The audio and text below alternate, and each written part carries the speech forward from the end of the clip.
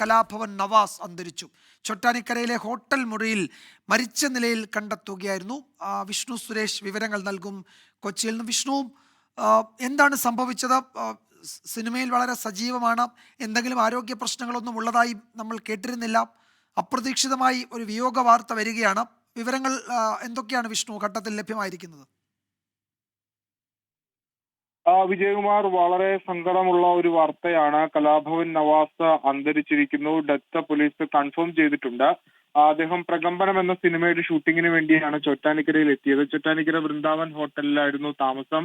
അരമണിക്കൂർ മുമ്പാണ് മുറിയിൽ അദ്ദേഹത്തെ കുഴഞ്ഞു വീണ് നിലയിൽ കണ്ടെത്തിയത്. ടാറ്റ ആശുപത്രിയിലേക്ക് എത്തിച്ചെങ്കിലും മരണം സ്ഥിരീകരിക്കുകയായിരുന്നു.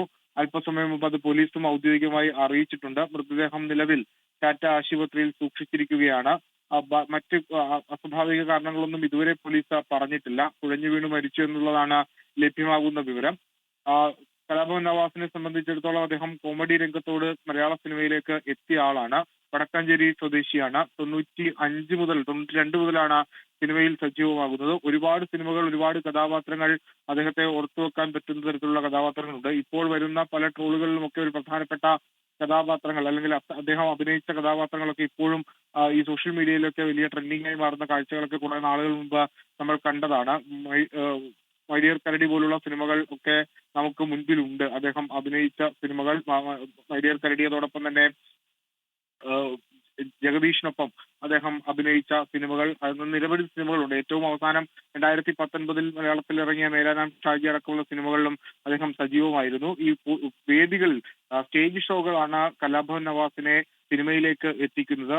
സ്റ്റേജുകൾ അദ്ദേഹം ഏറ്റവും അവസാന ഈ കുറച്ച് നാളുകൾ മുൻപ് വരെ പാട്ടുകൊണ്ടും അതോടൊപ്പം തന്നെ മിമിക്രി കൊണ്ടും ഒക്കെ അദ്ദേഹം സജീവമായി നിലനിന്നിരുന്നു. ഒരിടക്ക് അദ്ദേഹത്തിന് ഒരു ചെറിയ ഗ്യാപ്പ് സിനിമകളിൽ വന്നിരുന്നെങ്കിൽ പോലും പിന്നീട് ഇപ്പോൾ ഈ ഒരു 2017 ശേഷം അദ്ദേഹം വീണ്ടും സജീവമായി സിനിമയിൽ അഭിനയിക്കുന്ന ഒരു കാലഘട്ടത്തിലേക്ക് എത്തുകയായിരുന്നു. ഇതിനിടയിലാണ് ഇപ്പോൾ ഈ മരണം സ്ഥിരീകരിച്ചിരിക്കുന്നത്. എന്താണ് സംഭവിച്ചത് എന്നുള്ള കാര്യത്തിലൊരു വ്യക്തത ഇനി വരാനുണ്ട്. കുഴഞ്ഞു വീണ് മരിച്ചു എന്നുള്ളതാണ് നമുക്കിപ്പോൾ പ്രാഥമികമായി ലഭ്യമാകുന്ന വിവരം.